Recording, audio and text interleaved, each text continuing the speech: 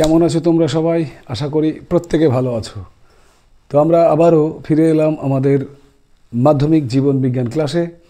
আমরা একটু মনে করে দেখো যে গত ক্লাসে আমরা জীবন বিজ্ঞানের গত ক্লাসে কি শিখেছিলাম না, আমরা শিখেছিলাম রিফ্লেক্স অ্যাকশন এবং রিফ্লেক্স আর্ক, অর্থাৎ প্রতিবর্ত ক্রিয়া এবং প্রতিবর্ত পথ সম্পর্কে আমরা গত ক্লাসে শিখেছিলাম, তাই তো? তো চলো আজকে আমরা বাকি যে অংশটুকু ওখানে রয়েছে, অর্থাৎ আমাদের যে জ্ঞানেন্দ্রিয় সেন্স অর্গান, আমাদের যে পাঁচটা তোমার জ্ঞানেন্দ্রিয় রয়েছে অর্থাৎ পঞ্চেন্দ্রিয়, সেগুলো সম্পর্কে জানবো। আর সেই সঙ্গে আমরা আমাদের একনেত্র দৃষ্টি, দ্বিনেত্র দৃষ্টি এবং রয়েছে আমাদের চোখের যে উপযোজন অ্যাকোমোডেশন সেগুলো এবং চোখের দৃষ্টির যে ত্রুটি সেগুলো সম্পর্কে আজকে জানবো। তো প্রতিটি বিষয় ধরে ধরে আলোচনা করা হবে, একটু মন দিয়ে তোমরা শুনবে। আশা করি আজকের খুব সহজ এবং পরীক্ষার জন্য কিন্তু ততটাই গুরুত্বপূর্ণ আজকের ক্লাস হতে চলেছে। চলো শুরু করা যাক আজকে মাধ্যমিক জীবন বিজ্ঞানের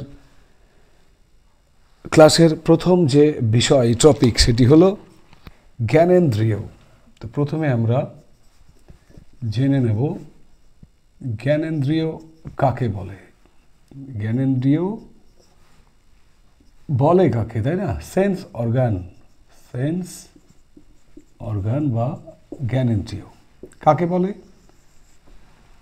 না, যে সমস্ত গ্রাহক অঙ্গগুলো পরিবেশ থেকে উদ্দীপনাগুলো গ্রহণ করে এবং আমাদের যেটা নার্ভাস সিস্টেম অর্থাৎ মেনলি তোমার আমাদের স্নায়ুকেন্দ্রে পাঠায়, তাদেরকে আমরা বলবো জ্ঞানেন্দ্রিয়। যারা পরিবেশ থেকে উদ্দীপনা গ্রহণ করে এবং স্নায়ুকেন্দ্রে পাঠায় তাদের আমরা বলবো জ্ঞানেন্দ্রিয় বা সেন্স অর্গান। এই রকম জ্ঞানেন্দ্রিয় আমাদের শরীরে মোট 5টি রয়েছে। কি কি সেই জ্ঞানেন্দ্রিয়গুলো তোমরা কিন্তু জানো, একদম ঠিক। আমাদের 5টি জ্ঞানেন্দ্রিয় হলো চক্ষু, কর্ণ, নাসিকা, জিহ্বা, ত্বক। চোখ, কান, নাক, জিভ আর আমাদের যে ত্বকগুলো রয়েছে সেই ত্বক হচ্ছে আমাদের 5টি জ্ঞানেন্দ্রিয়র একটি। তো যাই হোক, আমরা আমাদের যে 5টি জ্ঞানেন্দ্রিয় সেগুলোর মাধ্যমে আমরা জানি চোখ দিয়ে কি করি বলো তো? চোখ দিয়ে আমরা কোনো বস্তুকে দেখি, তাহলে চোখ একটা জ্ঞানেন্দ্রিয়। কান দিয়ে কি করি? কোনো বাইরের যে সাউন্ডগুলো, শব্দগুলো সেগুলো শুনতে পাই। আমরা ত্বক দিয়ে কি করি? কোনো বস্তুকে স্পর্শ করে বুঝতে পারি। ঠিক তেমনি আমরা জিভ দিয়ে কি করি? কোনো বস্তুর স্বাদকে আস্বাদন করতে পারি, গ্রহণ করতে পারি। এইভাবে চক্ষু, কর্ণ, নাসিকা, জিহ্বা, ত্বক এগুলো কি করে? এগুলো পরিবেশ থেকে বিভিন্ন উদ্দীপনাগুলোকে নিয়ে সেগুলো নির্দিষ্ট কেন্দ্রে পাঠিয়ে দেয় এবং আমরা কি করি না, সেই সমস্ত অনুভূতিগুলো গ্রহণ করতে পারি। ওকে, তো আমাদের সিলেবাসে এই যে পঞ্চেন্দ্রিয়র কথা আমরা বললাম, সেই পঞ্চেন্দ্রিয়ের মধ্যে চোখ সম্পর্কে কিছুটা সেখানে চোখের বিভিন্ন অংশগুলি এবং তাদের একটু করে কাজগুলি আমাদের পরীক্ষার জন্য কিন্তু জেনে রাখতে হবে। তো চলো, যদি আমাদের চোখ সম্পর্কে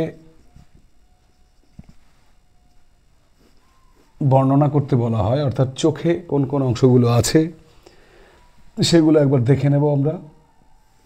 প্রথমে একটি বড় করে এখানে বৃত্ত এঁকে নেব, ঠিক আছে? ঠিক তারপরে আরও একটি ভেতরে একটু কম ব্যাসার্ধের বৃত্ত এঁকে নেব।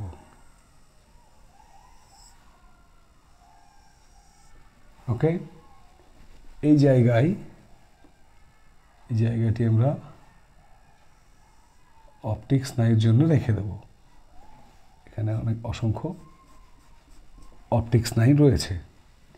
এর ভেতরে আরও একটি লেয়ার রয়েছে যেটাকে আমরা রেটিনা বলবো, আসছি সে আলোচনায়। এবারে এখানে রয়েছে সিলিয়ারি পেশি, তার মাঝে রয়েছে একটা সুস্পষ্ট লেন্স, তার সামনে এখানে রয়েছে কর্নিয়া,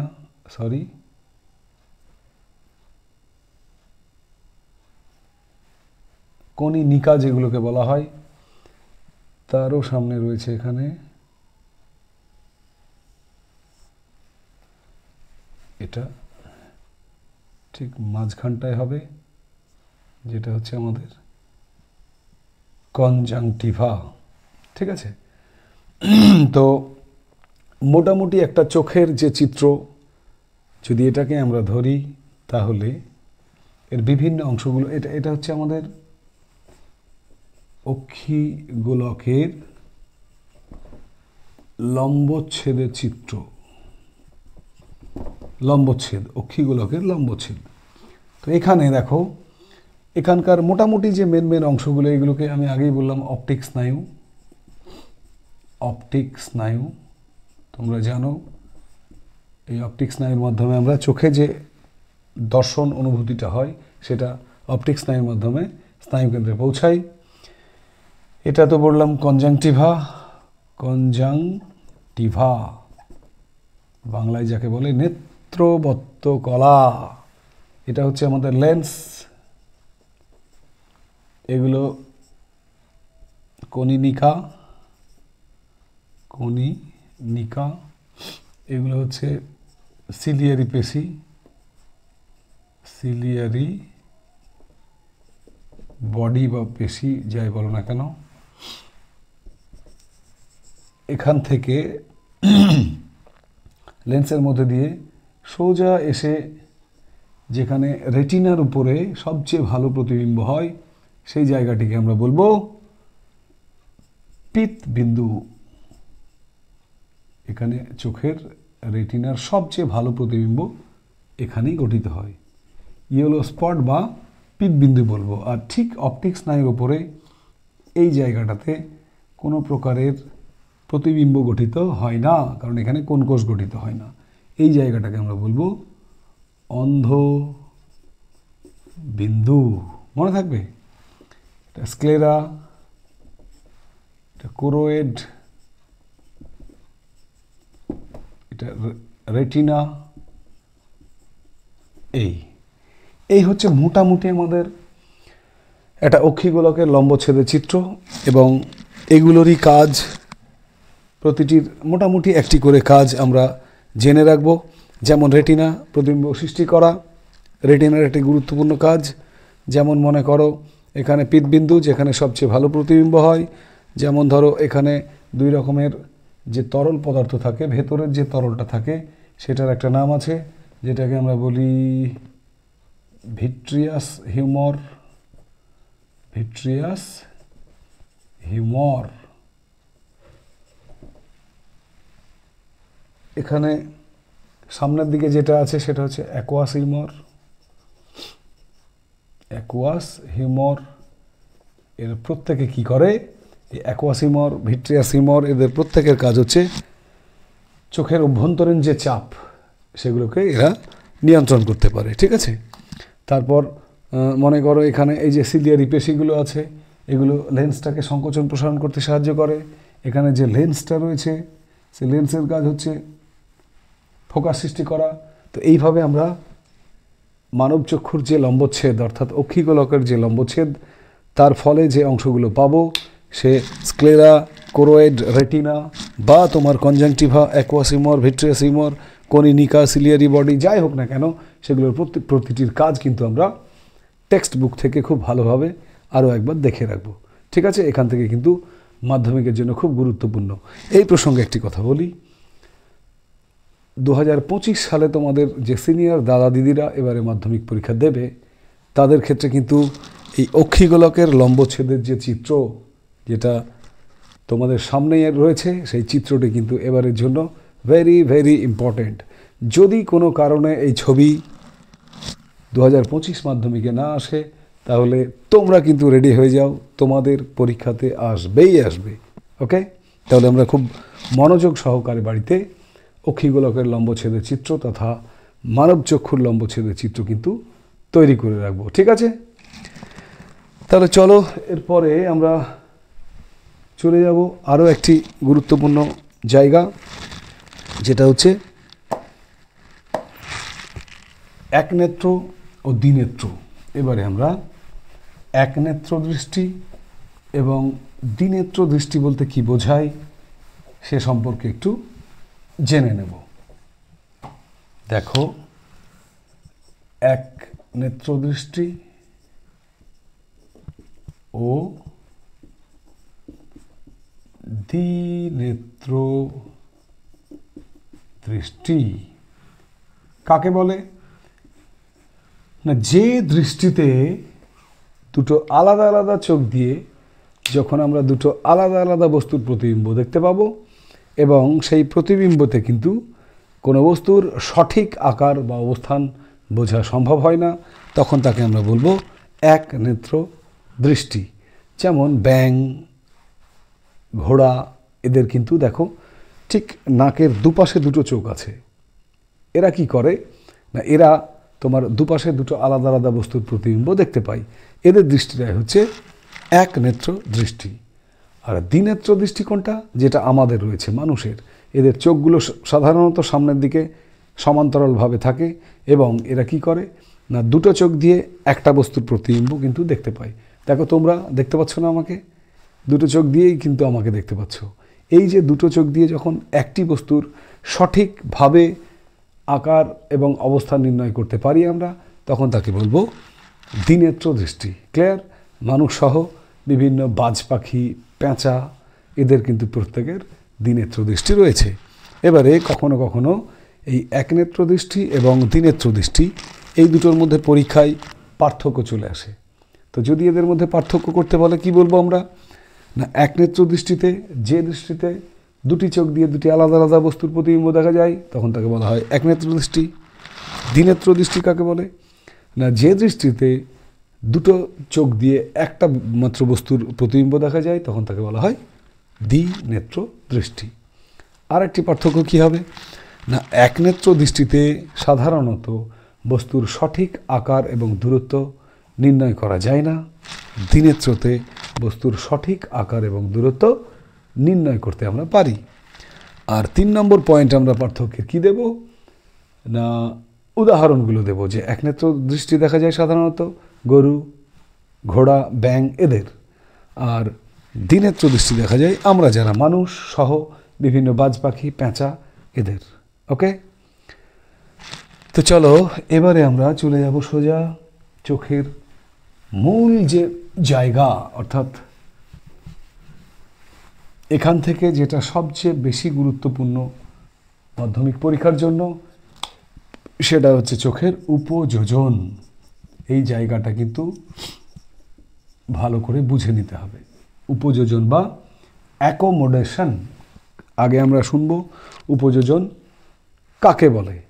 না, উপযোজন হচ্ছে, মনে করো তুমি কোনো একটা বস্তুকে দেখবে, তো এই দেখার ক্ষেত্রে মনে করো কাছে একবার দেখছো, দূরে কোনো বস্তুকে আবার দেখছো। এই বারবার বিভিন্ন দূরত্বের বস্তুকে দেখতে গিয়ে তুমি তো আর বারবার স্থান পরিবর্তন করতে পারবে না। তুমি এখান থেকে মনে করো তোমার সামনে যে কুকুরটা রয়েছে তাকে দেখছো, আবার আরেকটু দূরে মাঠে কোথাও মনে করো একটা গরু ঘাস খাচ্ছে তাকে দেখবে, আবার আরও দূরে তুমি আকাশের দিকে তাকিয়ে মনে করো সূর্যকে দেখবে। তাহলে এই যে বিভিন্ন দূরত্বের বস্তুগুলোকে দেখবে, সেক্ষেত্রে তোমাকে বারবার কিন্তু তাদের কাছে গিয়ে স্থান পরিবর্তন করে দেখার দরকার হচ্ছে না। তুমি কিন্তু একটা নির্দিষ্ট জায়গায় দাঁড়িয়ে তাদের দেখতে পাচ্ছ। তাহলে এই যে স্থান পরিবর্তন না করে শুধুমাত্র অক্ষিগোলকের যে পেশি, যেটাকে আমরা সিলিয়ারি বডি বা সিলিয়ারি পেশি বলেছিলাম, ছবি আঁকিয়ে দেখতে পেয়েছিলে তোমরা কিছুক্ষণ আগে, সেই সিলিয়ারি পেশি এবং লেন্সের সাহায্যে ওই বস্তুটার সঠিক অবস্থান নির্ণয় করার যে ক্ষমতা, সেটাকে আমরা বলবো চোখের উপযোজন। আরও একবার যদি পরিমার্জিতভাবে বলি, উপযোজন কাকে বলে না, লেন্সের যে ফোকাস দৈর্ঘ্যের হ্রাস বৃদ্ধি ঘটিয়ে কোনো বস্তুর সঠিক অবস্থান নির্ণয়ের যে ক্ষমতা, অর্থাৎ লেন্সের পরিমার্জনই হচ্ছে উপযোজন। ক্লিয়ার? তো প্রাত্যহিক জীবনে, আমাদের দৈনন্দিন যে জীবনে উপযোজনের কিছু গুরুত্ব রয়েছে। সে কী গুরুত্ব না, নাম্বার 1 হচ্ছে যারা মূলত ড্রাইভিং করে, কার ড্রাইভিং করে, যারা গাড়ি চালায়, তারা যদি ঠিকঠাক তাদের চোখের উপযোজন না ঘটাতে পারে, তাহলে কিন্তু ট্রাফিক সিগন্যালগুলো ঠিকঠাক তারা বুঝতে পারবে না এবং সেক্ষেত্রে অ্যাক্সিডেন্ট ঘটবে। ঠিক একই রকমভাবে যারা পথচারী, যারা রাস্তা পারাপার করে, তারাও যদি তাদের চোখের উপযোজন ঘটাতে না পারে, তাহলে তারাও অ্যাক্সিডেন্ট বা দুর্ঘটনার সম্মুখীন হবে। তাহলে এই উপযোজনের গুরুত্ব যদি দুটো বলতে বলে, তাহলে আমরা বলবো যে যারা কার ড্রাইভিং করে, ড্রাইভার যারা, তারা গাড়ি চালানোর সময় ট্রাফিক সিগন্যালকে সঠিকভাবে দেখতে তাদের এই উপযোজন সাহায্য করে। আর যারা পথচারী, যারা রাস্তা পারাপার করে, তারাও কিন্তু উপযোজনের মাধ্যমেই সঠিকভাবে দুর্ঘটনাকে এড়িয়ে রাস্তা পারাপার করে। ওকে, নেক্সট হচ্ছে যে দূরের বস্তু এবং কাছের বস্তু, দূরের বস্তু এবং কাছের বস্তু, এই দুটো ক্ষেত্রে আমাদের যে লেন্স রয়েছে, সেই লেন্স এই দুটো বস্তুর ক্ষেত্রে কি করে না, নিজেকে পরিমার্জন ঘটায়। ঠিক আছে, পরিমার্জন ঘটিয়ে আমরা দূরের বস্তু এবং কাছের বস্তুকে দেখতে পাই। তো দূরের বস্তু দেখার ক্ষেত্রে কি হয় না, দূরের বস্তু দেখার ক্ষেত্রে মনে রেখো, প্রথমেই কি হয়, যেগুলো সিলিয়ারি পেশি থাকে আমাদের, সেই সিলিয়ারি পেশিগুলোর শিথিলীকরণ হয়, শিথিলীকরণ ঘটে। সিলিয়ারি পেশি শিথিলীকরণ যদি হয়, তো সিলিয়ারি পেশি শিথিলীকরণ হলে কি হবে না, আমাদের যে লেন্সটা রয়েছে চোখে, সেই লেন্সটা কিন্তু পাতলা হয়ে যাবে, সরু হয়ে যাবে। তুমি সরুও বলতে পারো, পাতলা না বলে সরুও বলতে পারো। লেন্স যখনই সরু হবে তখন কি হবে না, লেন্স পাতলা হলে লেন্সের যে ফোকাস দৈর্ঘ্য সেটা বৃদ্ধি হবে, লেন্সের ফোকাস দৈর্ঘ্যের বৃদ্ধি ঘটবে।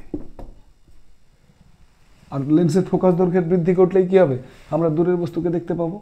তাহলে দূরের বস্তু দেখার ক্ষেত্রে যে ঘটনাগুলো ঘটছে সেগুলো হচ্ছে সিলিয়ারি পেশির শিথিলীকরণ, লেন্সটা পাতলা হওয়া বা সরু হওয়া, আর ফোকাস দৈর্ঘ্যের বৃদ্ধি ঘটা। এই তিনটে ঘটনা কিন্তু ঘটে। কাছের বস্তুর দেখার ক্ষেত্রে কি হয় না, কাছের বস্তুর ক্ষেত্রে কি ঘটে দেখো, ঠিক উল্টো জিনিসগুলো। এখানে যেটা সিলিয়ারি পেশি, এটা দন্ত স, কাছের বস্তুর ক্ষেত্রে সিলিয়ারি পেশি যেগুলো আছে আমাদের, সেই সিলিয়ারি পেশির কিন্তু সংকোচন ঘটে।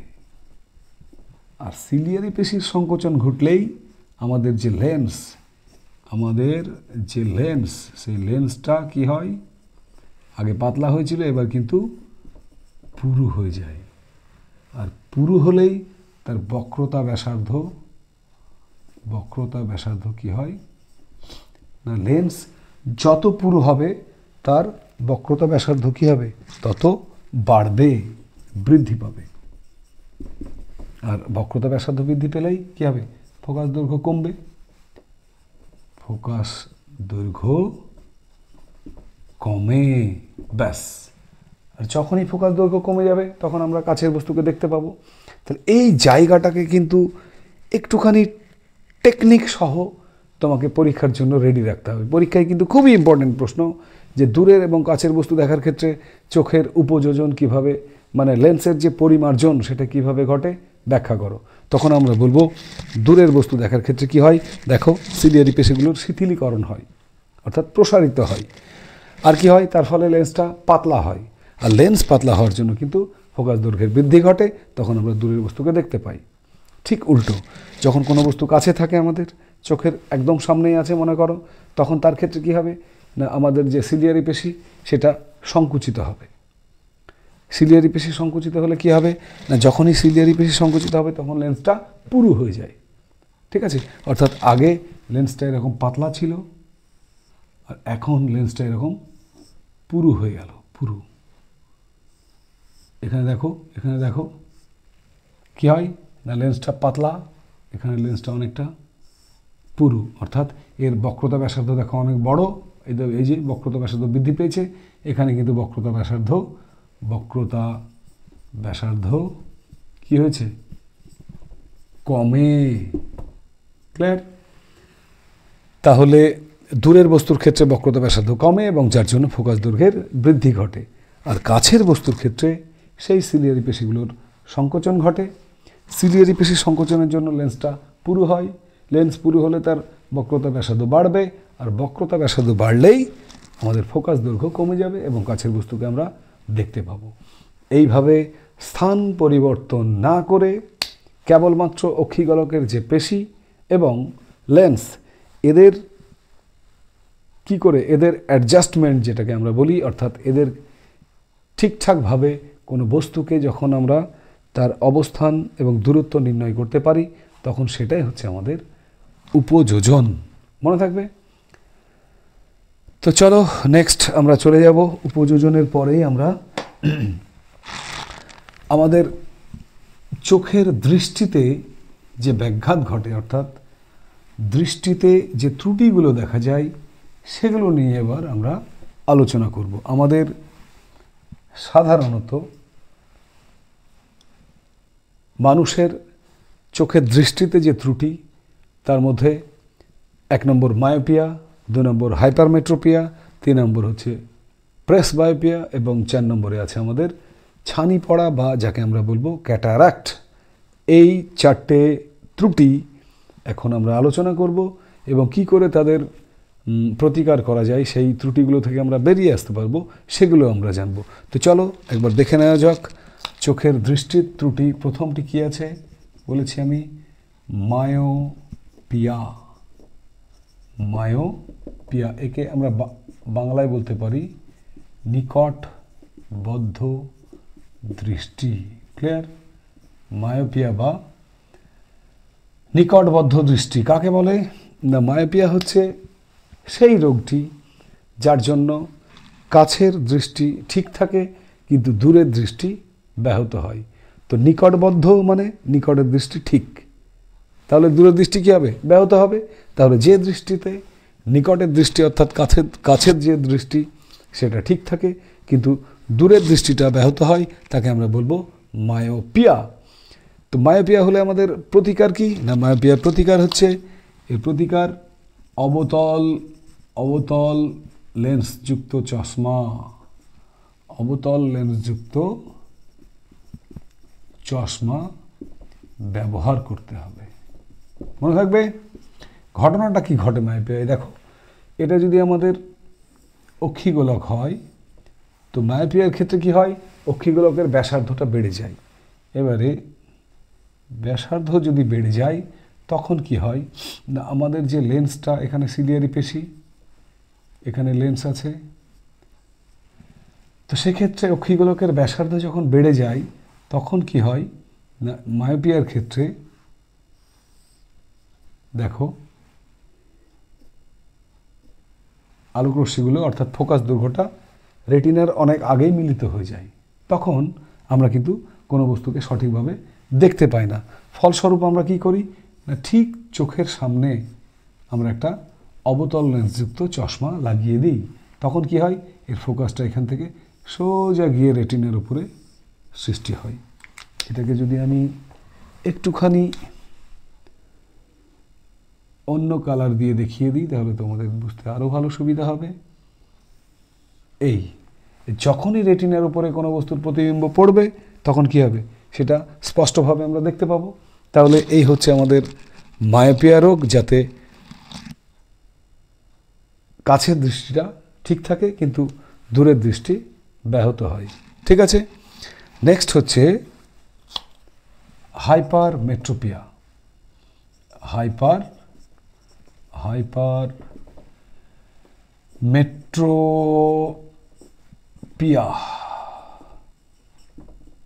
বা একে আমরা কি বলবো, একে বলবো দূরবদ্ধ দৃষ্টি।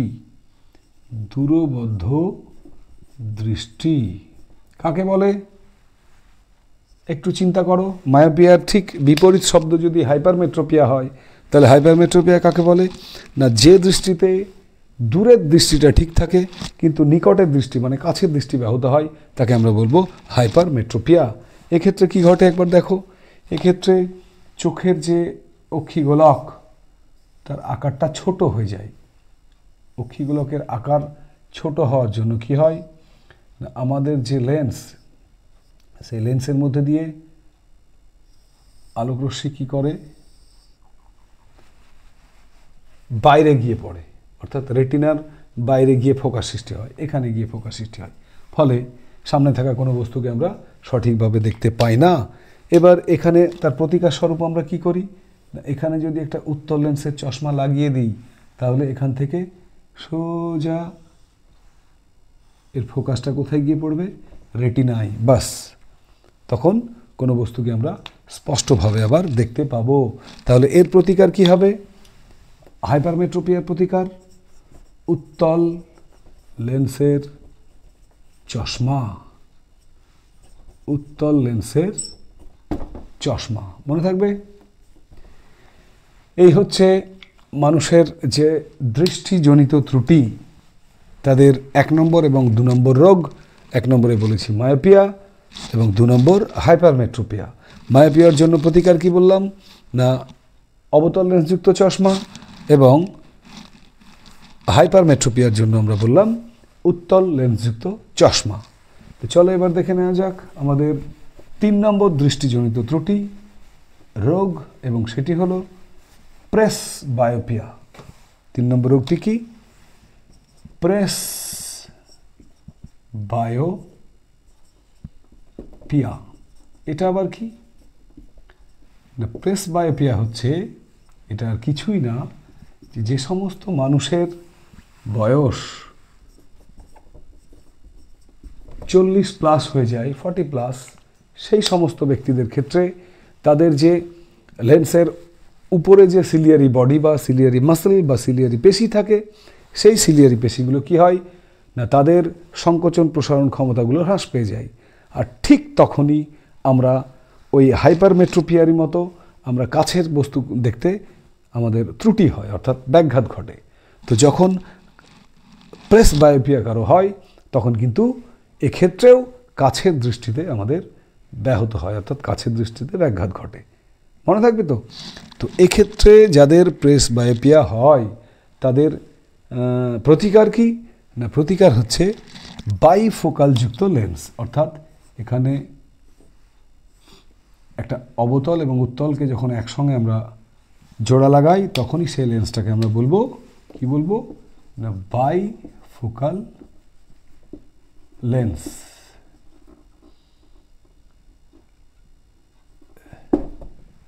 তাহলে আরও একবার, যে সমস্ত ব্যক্তির বয়স 40+ হয়ে যায়, তাদের সিলিয়ারি পেশিগুলোর সংকোচন প্রসারণ ক্ষমতা হ্রাস পায়, এবং তার ফলে যে রোগটা সৃষ্টি হয় তাকে বলা হয় প্রেস বায়োপিয়া। প্রেস বায়োপিয়া যদি হয় কারো, তাহলে সেক্ষেত্রে তার প্রতিকার কি না? বাইফোকাল লেন্সের চশমা তাকে পড়তে বলা হয়। ওকে, এবারে চলো আজকের আলোচনার যে শেষ দৃষ্টিজনিত ত্রুটি, শেষ চোখের রোগ, সেটা হচ্ছে আমাদের 4 নম্বরে কি আছে? ছানি পড়া। এই নামটা তোমরা প্রত্যেকেই শুনেছ, তাই না? ক্যাটারাক্ট, ক্যাটারাক্ট বা ছানি পড়া। এটা আবার কি? আমাদের চোখের ভেতরে যে লেন্সটা রয়েছে, সে লেন্সের যে প্রোটিন অংশগুলো, সেগুলো যদি নষ্ট হয়ে যায়, বা তার উপরে যখন বিভিন্ন রকম ময়লা আবর্জনা ধরে ধরে লেন্সের কার্যক্ষমতা একদম নষ্ট হয়ে যায়, তখন সেই নষ্ট হওয়াটাই হচ্ছে ছানি পড়া। চোখের লেন্সের উপরে একটি আবরণ সৃষ্টি হওয়া, সেটাই হচ্ছে আমাদের ছানি পড়া বা ক্যাটারাক্ট। এখন এর চিকিৎসা কি না? যদি কারো ছানি পড়ে, তাহলে সাধারণত যে আক্রান্ত লেন্স, যেটার প্রোটিন নষ্ট হয়ে গেছে বা যেটার উপরে বিভিন্ন ময়লা আবর্জনার আবরণ সৃষ্টি হয়েছে, সেই আক্রান্ত লেন্সটাকে সেখান থেকে কেটে বার করে নেওয়া হয়, অর্থাৎ সার্জারির মাধ্যমে আমরা ওই আক্রান্ত লেন্সটাকে সেখান থেকে সরিয়ে দেব, এবং তারপরে একটা হাই পাওয়ারের চশমা ওই ব্যক্তিকে প্রেসক্রাইব করা হয়, অর্থাৎ আগে সার্জারি, তারপরে একটা হাই পাওয়ারের উত্তল লেন্সের চশমা তাকে দেওয়া হয়। এই হচ্ছে আমাদের দৃষ্টিজনিত যে ত্রুটি রয়েছে আমাদের 4 রকমের। আরও একবার বলি: মায়োপিয়া, হাইপারমেট্রোপিয়া, সেই সঙ্গে প্রেস বায়োপিয়া এবং ক্যাটারাক্ট বা ছানি পড়া। তো এই 4টে রোগ হচ্ছে আমাদের চোখের রোগ। এবং আজকের জীবনবিজ্ঞান ক্লাসের এটাই ছিল আমাদের আলোচ্য বিষয়। তো আমরা আগামী দিন আমাদের মাধ্যমিক জীবনবিজ্ঞানের যে প্রথম অধ্যায়, অর্থাৎ জীবজগতের নিয়ন্ত্রণ ও সমন্বয়, ঠিক তার শেষ যে অংশটুকু, অর্থাৎ প্রাণীদের গমন, সেই প্রাণীদের গমন নিয়ে আমরা পরবর্তীতে তোমাদের সবার প্রিয় চ্যানেল সায়েন্স উইথ মিন্টু স্যারে আবারও আর একবার দেখা হবে।